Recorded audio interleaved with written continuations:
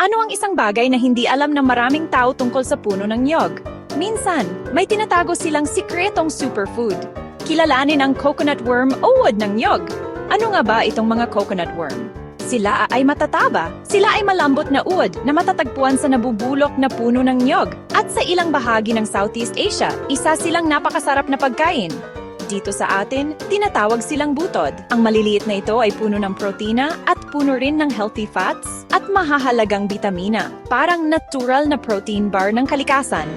Pero teka, ligtas ba silang kainin? Oo, kung maayos ang pagkuha at pagluto sa kanila.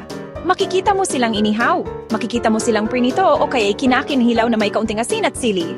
Ang lasa, sabi ng mga nakatikim, malinam na may lasang mani at nakagulat na masarap.